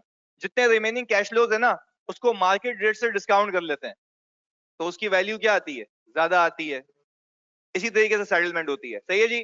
फेयर वैल्यू थ्रू ओसीआई वाली बात रिपीट कर देता हूं मैं, बिल्कुल। अच्छा जी, प्लीज सुनेंगे। फेयर वैल्यू थ्रू ओसीआई मैंने इसलिए कहा यहाँ पे नहीं आता क्योंकि इसमें मॉडल में था क्या, जब फायदा हुआ तो बेचूंगा। यहाँ पे इशूअर का फायदा, एक बात कह रहा हूँ, चलो हो भी रहा है, तो क्या इन्वेस्टर कभी रिडीम करेगा इसको? नहीं। क्यों? क्योंकि उसका क्या होगा फिर? नुकसान। तो ये केस तो प्रैक्टिकली भी एप्लीकेबल नहीं होता। तो क्या फिर इसके लिए क्लासिफिकेशन देने की कोई नीड थी? बात समझ आती है? चलें आखिरी बार मेरी तसल्ली के लिए, कितने मॉडल्स है डेट सिक्योरिटीज में? दो। Issuer, investor. इन्वेस्टर में कितने हैं? तीन है। वेरी गुड जी। अच्छा, अब इधर आ जाओ, देख लेते हैं। इशूअर के केस में अगर मैं कहता हूं कि मुझे इसको मेच्योरिटी तक लेके जाना है, अच्छा, फिर लॉजिक भी यही कहती है कि उसको उस वाली अमाउंट पर रखो जितने पे हर साल कुछ कट पिट के बचता है, क्योंकि वो कभी भी सेटल सिवाय एंड के। ऐसा ही है। चलें जी, फिर मैं आपको कहता हूं कि कभी भी सेटल हो सकता है। क्यों पीएनएल? भाई हमारी फेयर वैल्यू जो फ्लक्चुएट होगी तो वो कभी भी सेटल होगी। तो क्या मेरे शेयर होल्डर को देन एंड देयर हर रिपोर्टिंग डेट पे पता होना चाहिए कि कितने पैसे मेरी जेब से जा सकते हैं? तो अब मैं अगर आपसे एक बात पूछूं, अगर मैं फेयर वैल्यू थ्रू पीएनएल पे हूं, तो क्या ऐसा हो सकता है आखिर तक लेके जाऊं? मना नहीं है। अच्छा, अगर मैं अमोर्टाइज कॉस्ट पे हूं, तो क्या ऐसा हो सकता है कि मैं बेच दूं? मतलब ऐसा हो सकता है सेटल कर दूं? Everything is possible. पर ये सारी बातें कौन से दिन पे हैं? पहले दिन पे। ऐसा ही है, जैसे आपकी डायरेक्टर्स की इंटेंशन होगी वैसी आपकी अकाउंटिंग होगी। पर हाँ, वही बातें टोपी ड्रा में नहीं हो सकते, क्योंकि आपने क्लासिफिकेशन डे वन पे डिसाइड करनी है। बात समझ आई? क्लियर है? ऑनलाइन वालों जल्दी बता दो सर। इसका मतलब इशूअर को फेयर वैल्यू से कभी भी इशूअर से फायदा नहीं होगा, है? समझा नहीं मैं? मतलब इशूअर को फेयर वैल्यू को कभी भी फायदा नहीं होगा। देखो तुम फायदा ना अभी बिल्कुल शॉर्ट टर्म में सोचते हो। तुम लोग बोलते हो मेरी जेब से 5 लाख रुपए गया तो मेरा नुकसान है। फ्यूचर का भी तो फायदा होता है ना भाई। आज मैं पैसे निपटा के फ्यूचर के कैश फ्लोज को बचा रहा हूँ। समझ आ रही है बात? पर वो बिजनेस सेंस है जानी। हम बिजनेस सेंस भी सीखा हमने, पर क्या अकाउंटिंग समझ आ रही है? क्लियर है? देखो मैंने तभी पूरी कहानी बताई कि मार्केट में ये चलता है, ये हुआ होगा, फिर जाके ये दिमाग में चिपका है। अदरवाइज तुम बोलते पता नहीं क्या बोल रहा है, पागल हो गया है। सही है, जल्दी से ये छापे, फिर हम इसका सवाल करें एक। जी जानी? नहीं, डिस्पोजल नहीं है।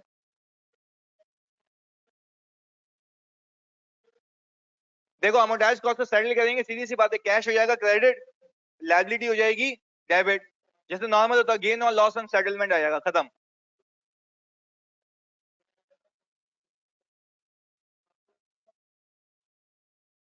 उस साल का हिट होगा ना, और मैं सेटलमेंट देख के करूंगा ना डायरेक्टर्स की अप्रूवल से, क्योंकि आपके कंपनीज एक्ट में लिखा हुआ है कि कोई भी इन्वेस्टमेंट खरीदी नहीं जा सकती, कोई भी लायबिलिटी सेटल नहीं की जा सकती बगैर किसके अप्रूवल के?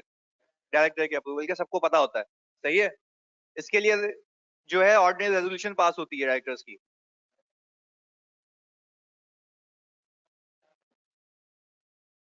क्यों देगी? सामने वाला देखो बेवकूफ तो है ही नहीं कि कभी भी वो सस्ते में सौदा करे, अनलेस कि अपने जैसा कोई बैठा हो। सही है। हाँ, मजबूरी में तो फिर कुछ भी हो सकता है। मैं ये तो कह रहा हूँ मजबूरी में तो कुछ भी हो सकता है।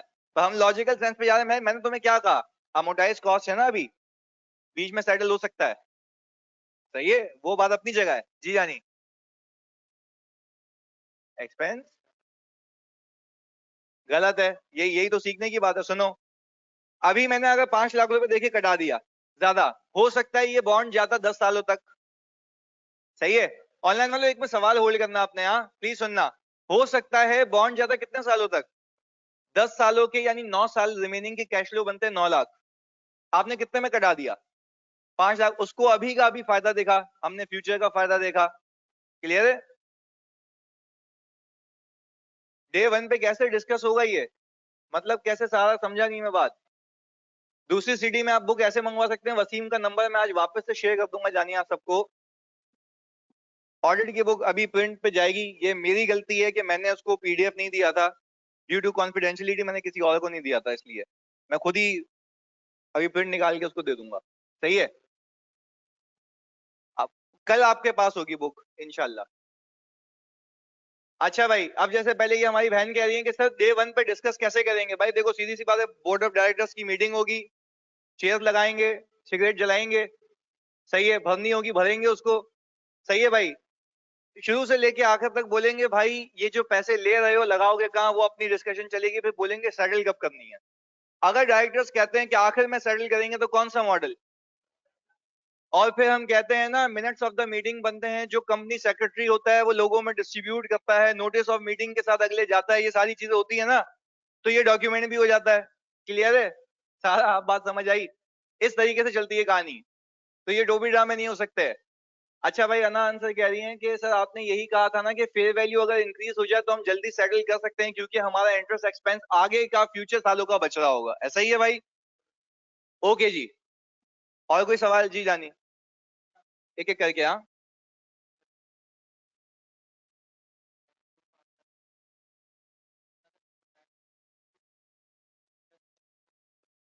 मेरी जान, टाइम वैल्यू ऑफ मनी आप सिर्फ इस बॉन्ड की देख रहे हो ना, जो दूसरे प्रोजेक्ट्स में पैसे लगे हुए हैं वहां से भी तो पैसे आ रहे होंगे। मैं तो ओवरऑल पिक्चर देखता हूँ।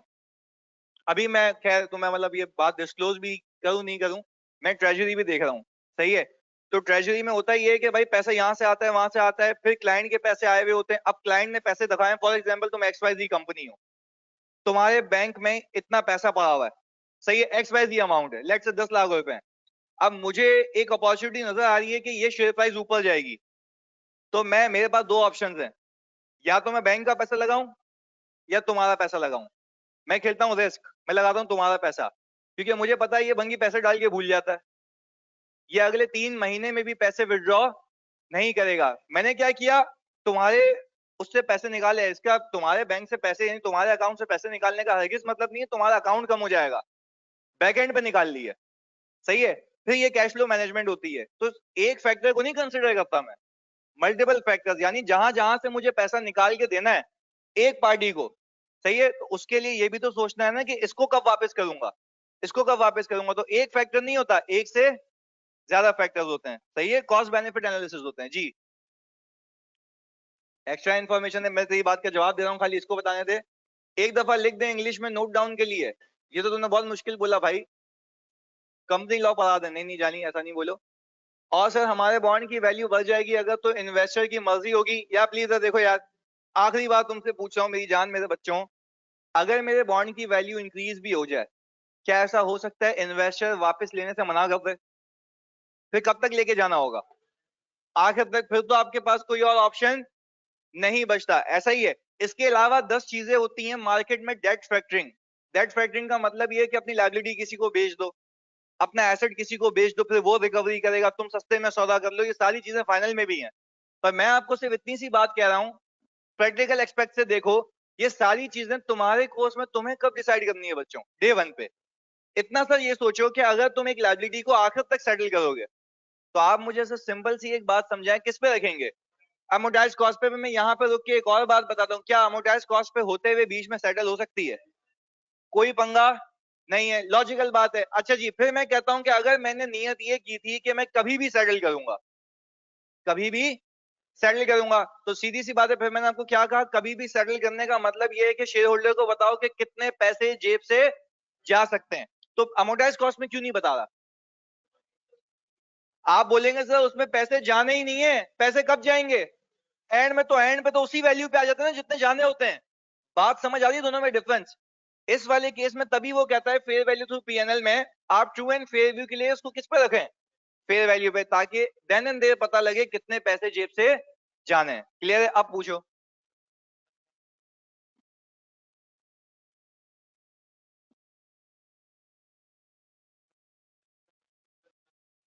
एक ही गुल्लक नहीं होता ना, देखो भाई स्टेट बैंक के रेगुलेशंस हैं, अब वो तुम अलग कहानी लेके जाओगे। स्टेट बैंक के रेगुलेशन बातें नहीं दादा, स्टेट बैंक आपको ये कहता है कि आपको मिनिमम कैश इतना रखना है, तो उसको भी देखते हुए निकालते हैं पैसे। पहले तो एक स्पेसिफिक बंदा जो है उसको, फिर लॉज एंड रेगुलेशंस, फिर ये। अब मैं तुम्हें क्या बताऊं कि हम किस तरह से पैसा घुमाते हैं, वो बात की बात है, सही है, वो तुम इंशाल्लाह आओगे तो फिर सीखोगे।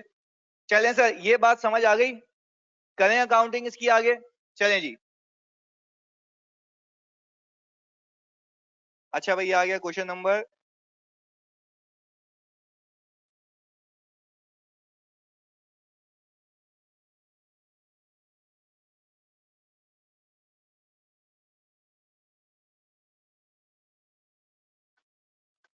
अच्छा भाई, मैं इसको रीड कर लूं जरा। सर म्यूचुअल फंड में लॉसेस क्यों होते हैं, जानिए इधर देख लेना यार मेरी जान, अलग से कसम से तू कॉल कर लेना मुझे, मैं तेको पूरा बताऊंगा, सिखाऊंगा भी। सब्जेक्ट तो पैसे होने चाहिए तेरे पास। फेयर वैल्यू वाली की भी कंडीशंस भी अंग्रेजी में लिख दें? अरे भाई यार, ये लिखो भाई, लिखवाओ या क्या लिखूंगा इंग्लिश में यहाँ पे मैं?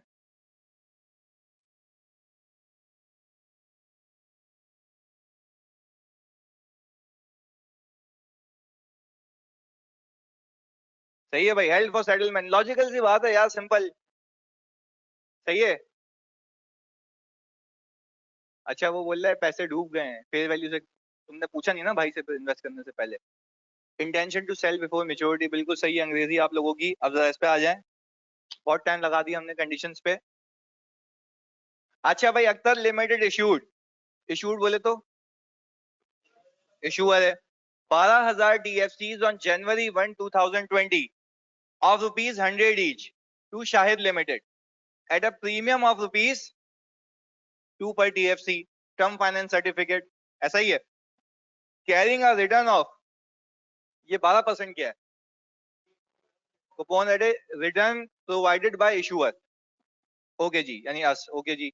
Redemption of bond is on 31 December 2022 at a premium of 5 पर DFC, ट्रांजैक्शन कॉस्ट एप्लीकेबल है 3%। अब तक इसने मुझे मेथड ऑफ अकाउंटिंग नहीं बताया, सही है, आगे देखते हैं। Akhtar limited intention is to carry these TFCs till maturity, ऐसा ही है भाई। शाहिद अमोर्टाइज कॉस्ट पे रखेंगे, चलें जी, Shahid limited intention is to keep TFCs but Shahid will sell if prices are favorable. ये क्या है भाई मसला? तो एक ही दो अकाउंटिंग, दो अलग अलग बंदे हैं। वेरी गुड सर, मतलब ये ऐसी अकाउंटिंग आई है अभी जिसमें इशूअर की भी अकाउंटिंग करनी है। तो सर बातों बातों में बार बार जो रिपीट कर रहा था वो अभी इसी के लिए कर रहा था ना, कि एक सवाल में इन्वेस्टर भी आएगा, इशूअर भी आएगा। आपके सामने देखें actual return of Shahid limited कितना लिख के दिया है, 11.4050। ये शाहिद लिमिटेड इन्वेस्टर है, इशूअर है, या आप सोचें मुझे अकाउंटिंग करके दे दें इसकी जल्दी से, दोनों की सर। जूम कर दूं यार, ये नहीं चल रहा क्या? यानी ये चलाना, ये चला दे दादा।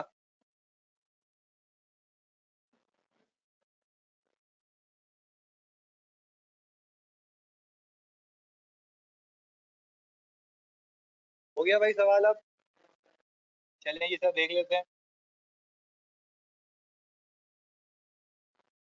अच्छा भाई, सबसे पहले हम अकाउंटिंग कर लेते हैं शाहिद लिमिटेड।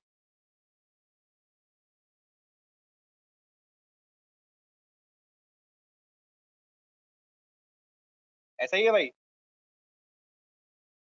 इसकी फेस वैल्यू कितनी है, और अगर टोटल इंस्ट्रूमेंट्स के साथ बात करूं तो 1.2 मिलियन। कोई प्रीमियम है कितने का? 24,000। अन्ना इसके बाद अख्तर भाई भी कर लेंगे, कितना आ गया ये?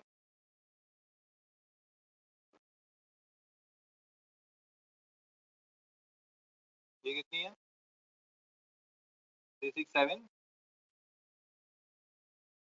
टोटल कितना? 12। अच्छा, तो आपने बेसिक एंट्री बनाई होगी इन्वेस्टमेंट, डेबिट और कैश क्रेडिट। तो ये आ गया 1260720। अच्छा पहले मुझे एक बात बताएं, इसमें तो ये लिखा हुआ है कि उसने 12,000 इशू किए, हमने 12,000 परचेज किए हैं। क्या ऐसा हो सकता था कि वो 12,000 इशू करता, मैं 10,000 परचेज करता? हो सकता है।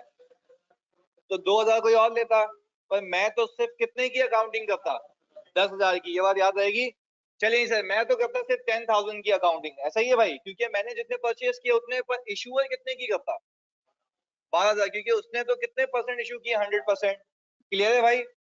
ओके सर, आगे। Sir opening, cash closing, carrying amount, fair value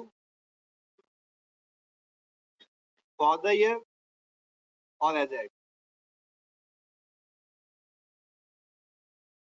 sir ये आ गया हमारा 12,720। अच्छा, अब IRR यूज करने में जरा ख्याल रखना है। कितना है भाई ये इसका? 11.4050।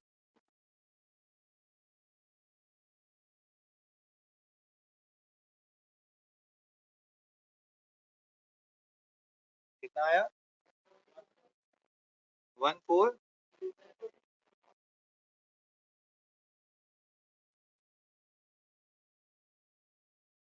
क्लोजिंग। अच्छा, पहले साल तो कैरिंग अमाउंट भी यही है।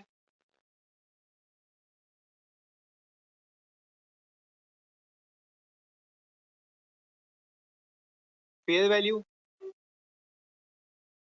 यही है।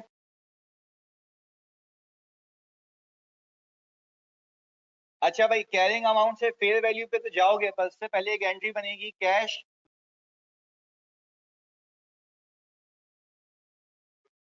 ना 144। इनकम आ गई 143,785। और ये कितना आ गया नेट? 21 पक्की बात, इतना सही है। अच्छा जी सर, ये हो गया। अब मुझे बताएं, अब टेक्निकली इस अमोर्टाइजेशन के बाद आप क्या इस कैरिंग अमाउंट पे आ चुके हैं? ऐसा ही है। अब आप इस कैरिंग अमाउंट से जाएंगे किस पे? फेयर वैल्यू पे। गेन कितने का आ रहा है? यही है भाई। और सर एजेड पे भी 11,495। आपने यहाँ पे एक एंट्री बनाई होगी, इन्वेस्टमेंट ओसीआई क्रेडिट 11,495 से। ऐसा ही है भाई। ये कितने लोगों ने सही बनाई थी पहले साल? ओके जी, कोई बड़ी बात नहीं, आसान थी ये। इधर। अच्छा, आप मुझे एक बात बताओ, क्या मैं फेयर वैल्यू को ओपनिंग रखूं या कॉन्ट्रैक्ट वैल्यू को? क्योंकि हमें इसमें फर्क रखना है कि हमें कॉन्ट्रैक्ट को अलग चलाना है, फेयर वैल्यूएशन को अलग चलाना है। अगर ये फेयर वैल्यू थ्रू पीएनएल होता तो आईआरआर डिफरेंट होता है, क्योंकि आपके कॉन्ट्रैक्ट की वैल्यू आपका रिटर्न हो जाता चेंज। ऐसा ही है भाई। चलें जी सर, ये ईयर 1 के बाद आ गए हम, ये 2020 है सर। अब आ गया 2021। हमने देखा सर 12,505। इस पे बताएं इंटरेस्ट इनकम कितनी? 3,761। क्लोजिंग 26।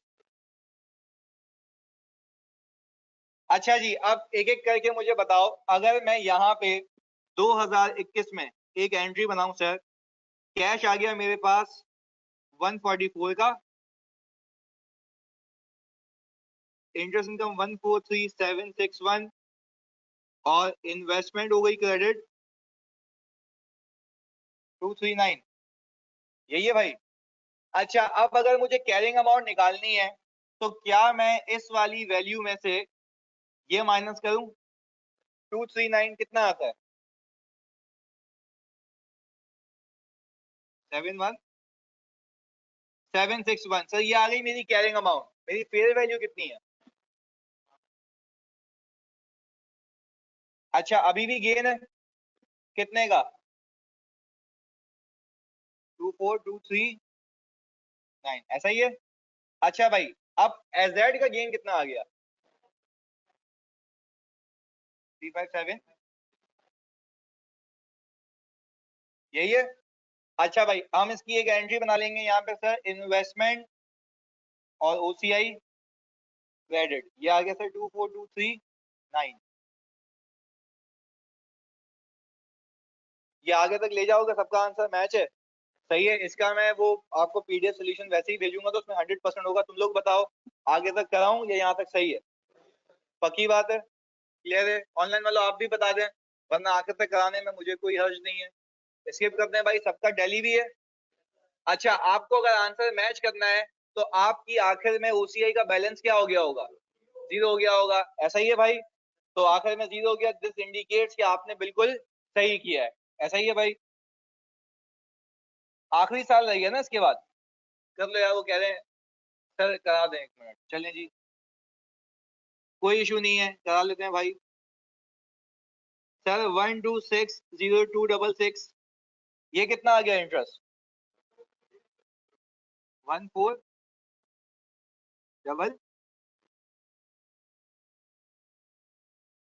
क्लोजिंग कितना?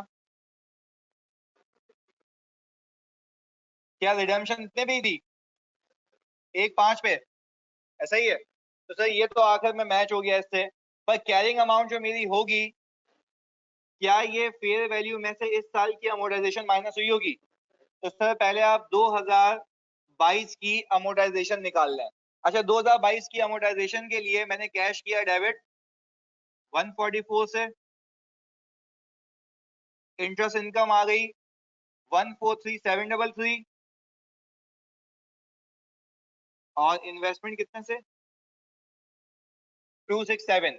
अच्छा भाई, ये जो आपकी फेयर वैल्यू थी 1296000, इसमें से माइनस करें आप 267।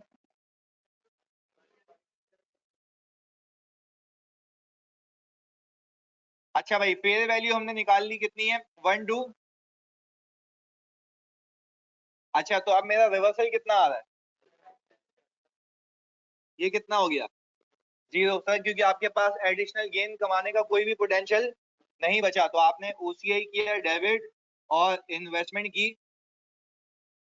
क्रेडिट। सर ये कितने से हो रही है? 35735।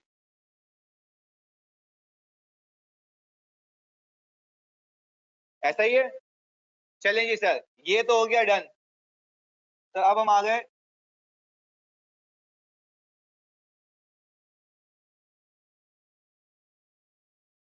बस आगे जल्दी से, खाली इसमें वो शेड्यूल देख लेना, बाकी तो नॉर्मल अकाउंटिंग है। अच्छा मुझे एक बात बताओ, इसमें इवन तो तुम्हें फेयर वैल्यूज गिवन है, क्या इशूअर फेयर वैल्यू पे जाएगा?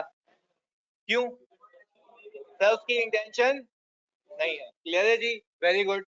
अच्छा भाई इसके बाद सर हमने इसमें वही फेस वैल्यू रखी कितनी? 100 इंटू 12,000, कितना था ये? 1.2 मिलियन। Sir premium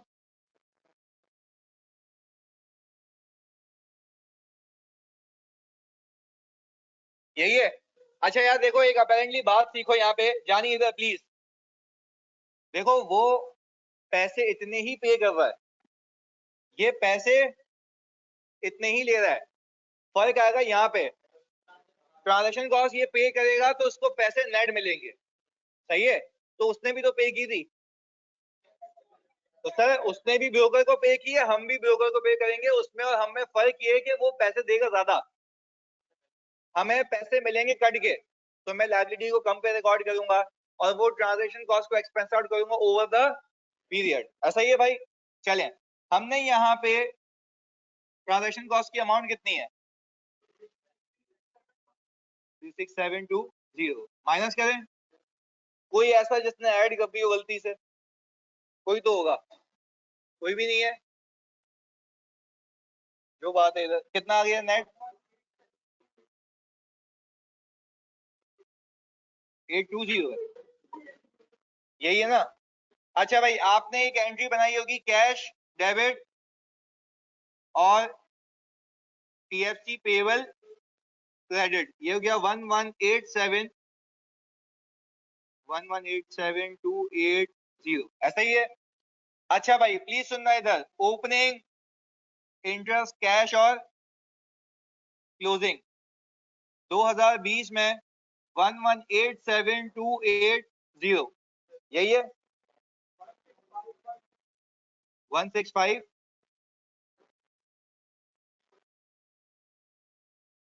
closing 120।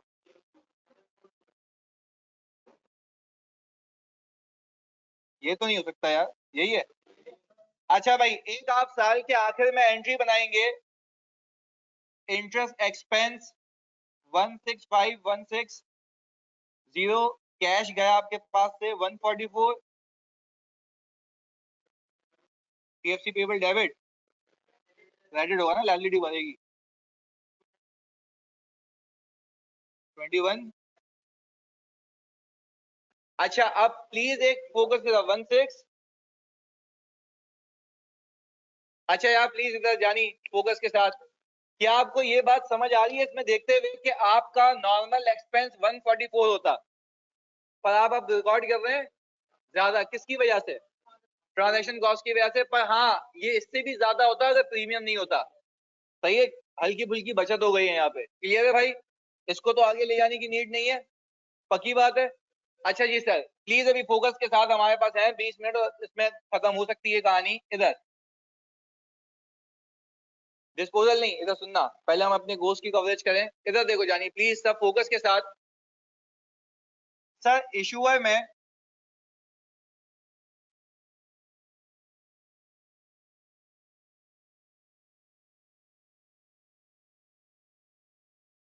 कौन सी सिक्योरिटी? ये 5 मिनट का टॉपिक है, अभी देखो कैसे खत्म करते हैं इसको। सुनना, पहले मैं इसको अकाउंटिंग, देखो भाई मैंने आपको क्या कहा था, सामने वाला दो सिक्योरिटी में इन्वेस्ट कर सकता है, डेट और इक्विटी। इन्वेस्टर सीख लिया। फिर इशूअर दो तरीके की सिक्योरिटी इशू कर, डेट और, क्या इशूअर की डेट सीख गए?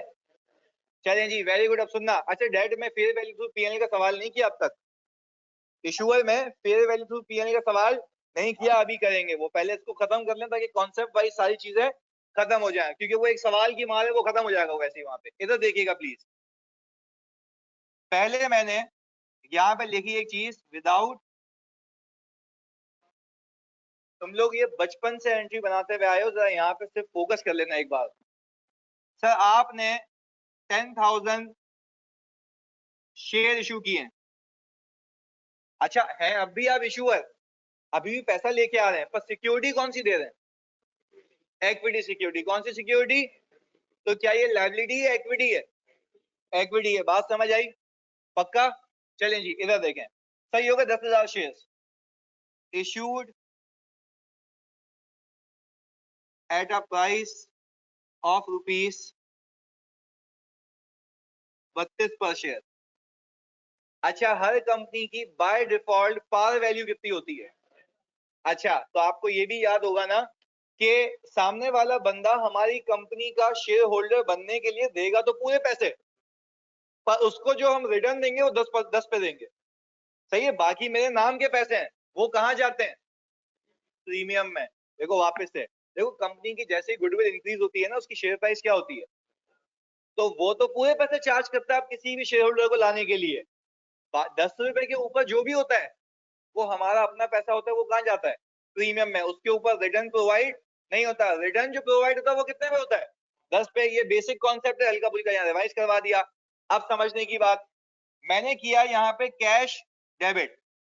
कैश को क्या मैं ऐसे डेबिट करूंगा सर? 10,000 इंटू 32 कितना आता है सर? 320 आ गया कंपनी के पास कैश। ये एंट्री कौन बना रहा है?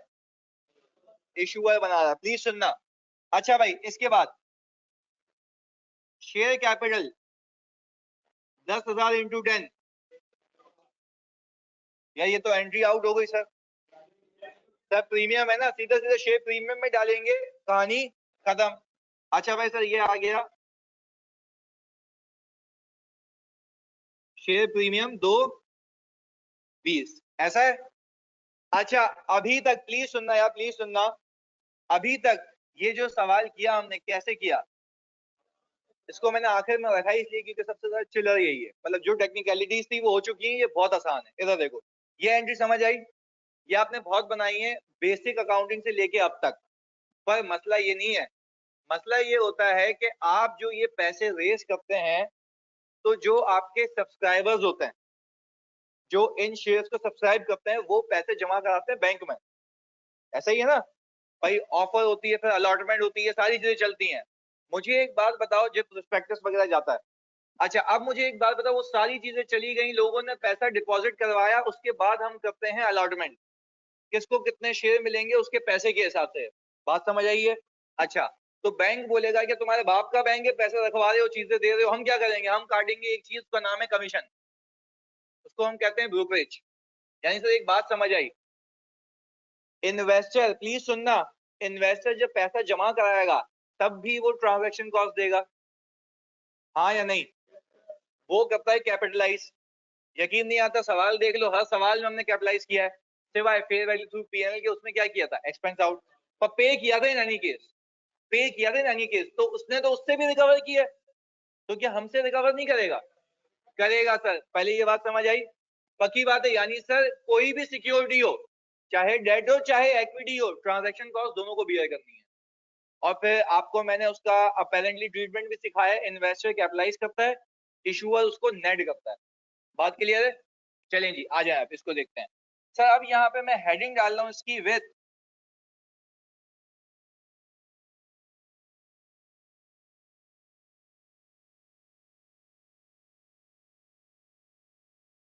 बाबू, ये 2 मिनट का काम है। मैं कह रहा हूं अज्यूम सेम केस, सही है?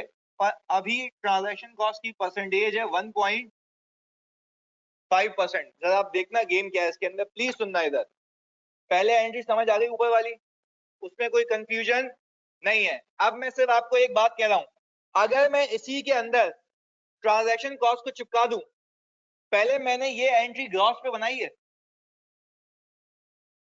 यानी ग्रॉस पे बनाने का मतलब ये है कि मैंने जीरो से लेकर ट्रांजैक्शन कॉस्ट को इग्नोर किया है, मैंने कंसिडर नहीं किया। जैसे ही आप पैसे लेके निकलने लगे थे, गुद्दी पे चमाट आई, बोला ट्रांजैक्शन कॉस्ट दो 1.5%। तो मैंने जो पैसे लिए हैं 320 का 1.5% कितना आता है?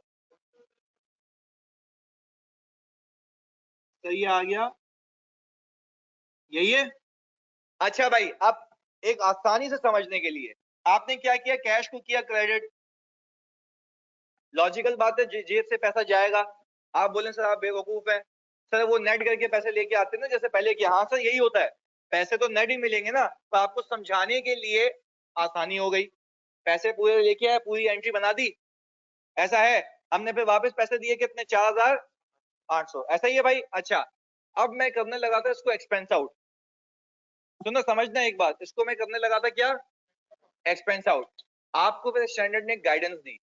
स्टैंडर्ड ने ये कहा ये ट्रांजैक्शन क्या किसी डेट होल्डर से है या इक्विटी होल्डर से? इक्विटी होल्डर, साथ साथ सुनना और बोलना है। क्या ये ट्रांजैक्शन आपकी डेट होल्डर से, इक्विटी होल्डर से? ऑनलाइन वालों जल्दी बताओ, इक्विटी होल्डर से। अच्छा, वो कहता है जब आप डेट रेज करते हैं, पिछली बात, जब आप डेट रेज करते हैं, मैं देखो लॉजिक दूंगा इसकी अभी। जब आप डेट रेज करते हैं तो डेट पे आने वाला इंटरेस्ट कहां जाता है, पीएनएल में वापस से। सर जब आप डेट रेज करते हैं यानी पैसा लेके आते हैं उधार पे, उसका जो इंटरेस्ट है वो कहां जाता है, पीएनएल में जाता है। यहां तक बात समझ आई? पक्का हाँ या नहीं? जिंदा लाशों हाँ या नहीं?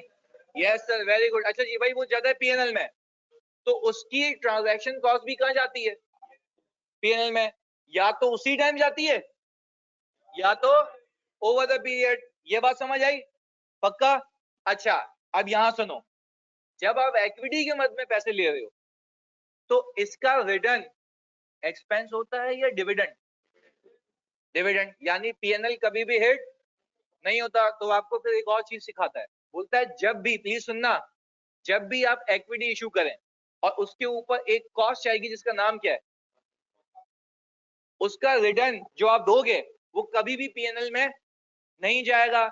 तो आप जो इसके ऊपर ट्रांजैक्शन कॉस्ट इंकर कर रहे हैं वो भी कभी पीएनएल में, वो बोलता है पहला स्टेप। आप देखें क्या आपने ये शेयर प्रीमियम पे इशू किए, ऐसा है, ऐसा है। अच्छा जी, प्रीमियम पे इशू किए हैं, वो कहता ये है कि जब आपने प्रीमियम पे इशू किए हैं तो आप अपनी सरप्लस इक्विटी में से इसको नेट करें, सरप्लस इक्विटी में से इसको नेट करें। What do you mean by surplus equity, premium? अच्छा तो मुझे एक बात बताओ, मैं रेदर देन इसको एक्सपेंस आउट करूं तो पीएनएल में चला जाएगा, जाना चाहिए। रीजन सर, इसका रिटर्न डिविडेंड होता है, वो रिटेन अर्निंग से जाता है, वो एप्रोप्रिएशन ऑफ प्रॉफिट है, वो एक्सपेंस नहीं है। तो भाई इसकी ट्रांजैक्शन कॉस्ट क्यों एक्सपेंस करूंगा मैं? बात समझ आई? चलिए जी, अब मुझे एक बात बताओ, यहां पे मैंने प्रीमियम अकाउंट को डेबिट किया कितने से, 4,800 से। अच्छा, अब मैं अगर आपसे एक बात पूछूं, अब अगर मैं बैलेंस शीट को देखता हूं, प्लीज सुनिएगा, तो मेरी बैलेंस शीट के अंदर, प्लीज सुनना, शेयर कैपिटल बाकी पिछला भी होगा, मैं सिर्फ इसको दिखा रहा हूं। मेरा शेयर कैपिटल कितना है, 1,00,000। और शेयर प्रीमियम,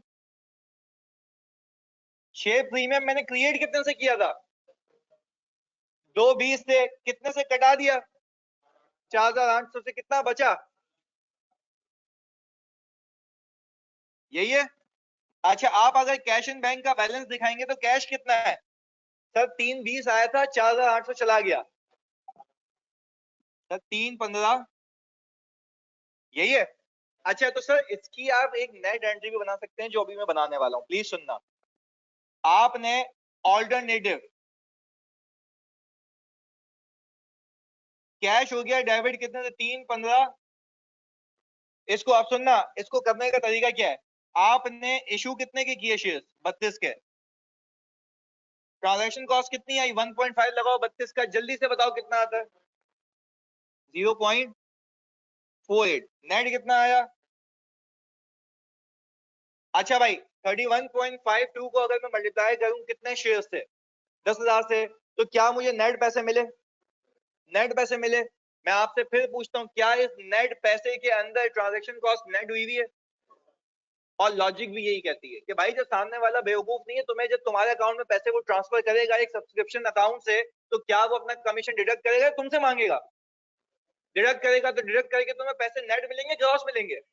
नेट मिलेंगे। नेट पैसे आ गए। चलिए जी सर, फिर आपको याद आएगा कि भाई शेयर कैपिटल तो हमेशा पार वैल्यू से क्रेडिट होता है, ऐसा ही है? चलिए जी, ये आ गया 10,000 इंटू 10, कितना आ गया? 1 लाख आ गया। बाकी बैलेंसिंग फिगर क्या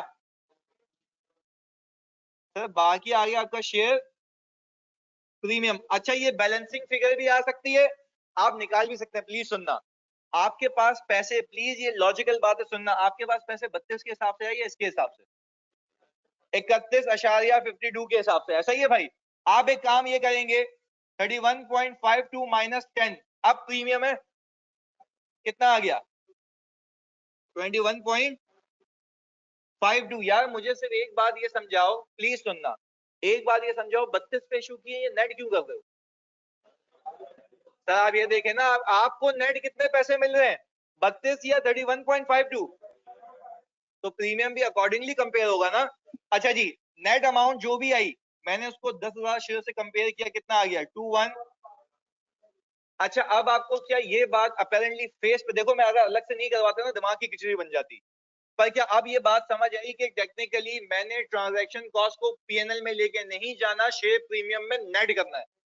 बात समझ आई? क्या स्टैंडर्ड की लफाजी समझ आती है कि वो कहता है any transaction cost incurred on raising equity will be netted off against what? Share premium, जो कि सरप्लस इक्विटी की डेफिनेशन में आती है। क्लियर है?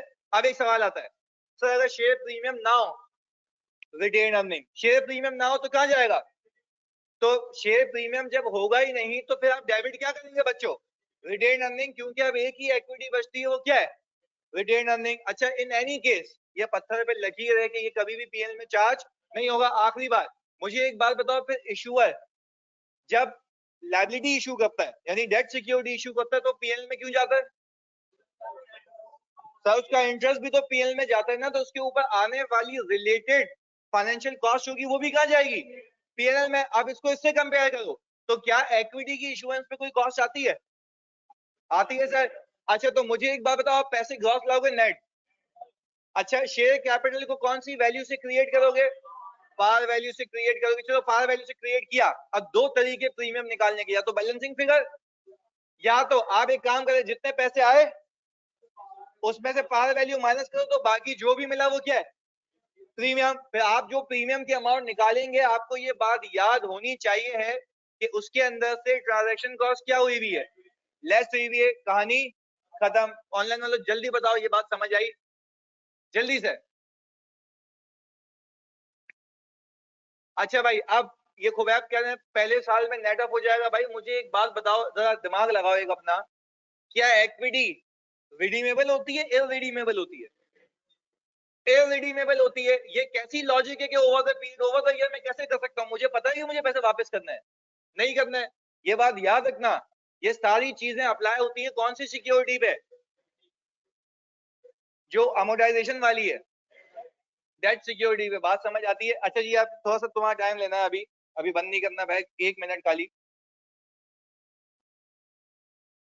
देखो मैं बाइक पे छोड़ के आऊंगा, तू टंकी पे बैठी हो बस, इधर है, इधर रुक जा भाई 1 मिनट। अच्छा जी प्लीज यार, पहले ऑनेस्टली बताओ, ये इक्विटी सिक्योरिटी क्लियर है? अच्छा, अब अगर मैं इसके 10 सवाल भी करूं, उसमें तुम हर सवाल में प्रीमियम में फेंक रहे होगे क्या? Transaction cost. इसको मैं जानबूझ के भी नहीं कराता, क्योंकि इसमें सवाल कराना बनता भी नहीं है। पर हाँ, जो क्विज वगैरह होंगे उसमें हर में इक्विटी सिक्योरिटी आ रही होगी, पर उसमें तुम्हें करना है कि कैश डेबिट करना है, कैपिटल क्रेडिट, बाकी प्रीमियम आ जाएगा। क्लियर है? खाली फेयर वैल्यू थ्रू पीएनएल का एक सवाल करना है भाई, होमवर्क नहीं दादा ये।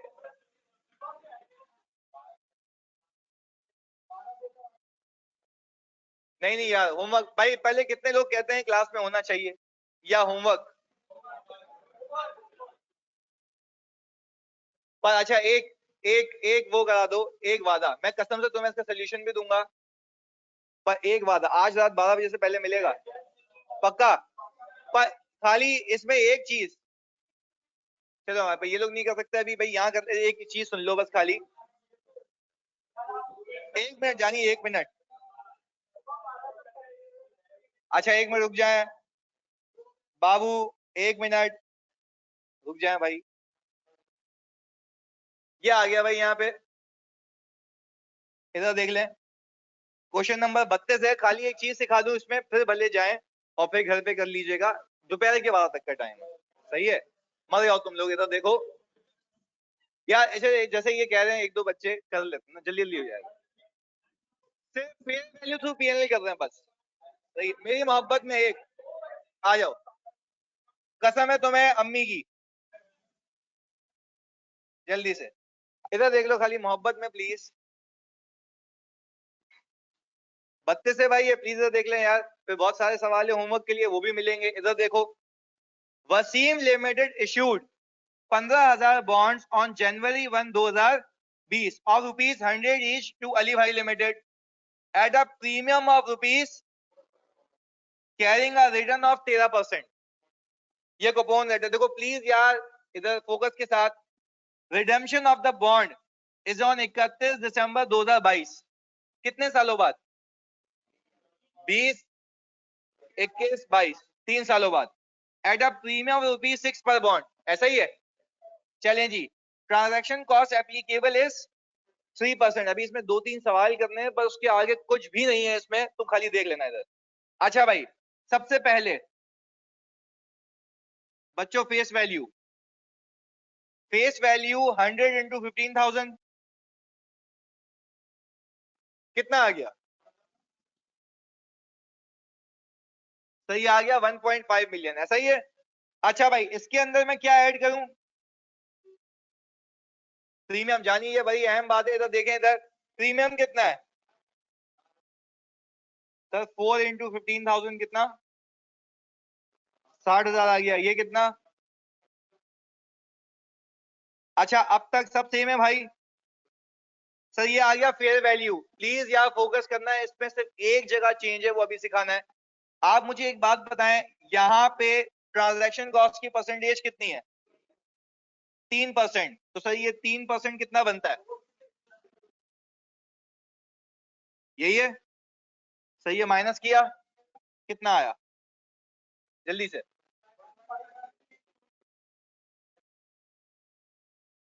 चेक कर लें। यही है भाई, 1513,200, यही है। अच्छा भाई, अब खाली पहले दिन की एंट्री।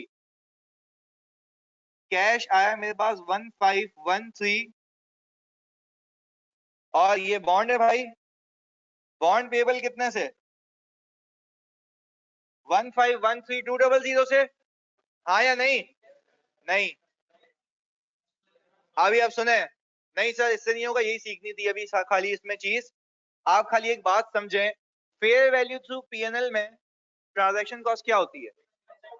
एक्सपेंस आउट होती है। दैट मींस कि उसको over the period expense out नहीं होना, डे 1 पे होना है, ऐसा ही है सर। तो हमने यहाँ पे, हाँ भाई, 46800 है ना? ओके जी सर, ये आ गया 46800। और लाइबिलिटी कितनी? यही है।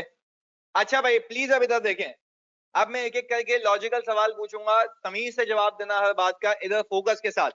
मुझे एक बात बताएं, आईआरआर का अगर केस है, अगर अमोर्टाइज कॉस्ट का मॉडल होता, तो इशूअर का आईआरआर ज्यादा होता या कम? ज्यादा होता।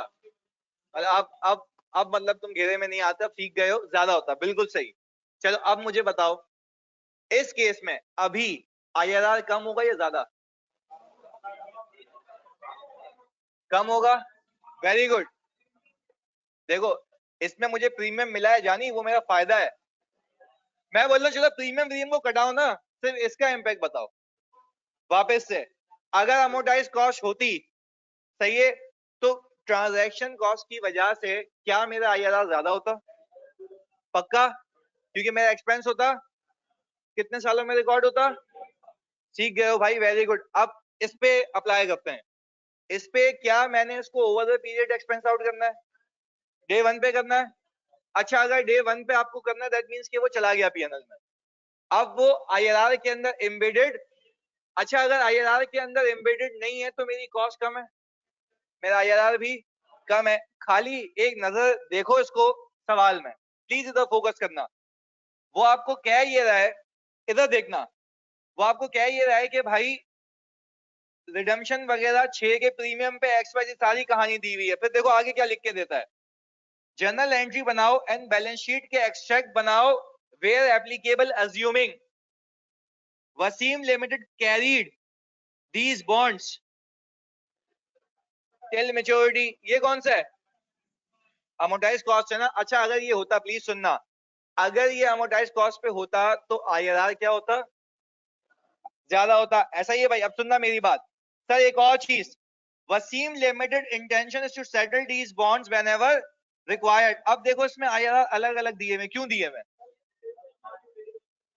हमारी फेयर वैल्यू हर साल क्या होगी, तो मेरा आईआरआर भी चेंज होगा, पर इनकम के लिए एक्सपेंस के लिए, एक्सपेंस के लिए। अब जब इतना कर लिया तो खाली एक साथ बैठ जाओ यहाँ पे, प्लीज इधर, मतलब एक साथ बैठ जाओ। चलो एक काम करो, इसको होमवर्क कर लो, सही है। मैं इसका वीडियो सोल्यूशन भी लगवा दूंगा और सोल्यूशन भेज भी दूंगा, सही है जी। 32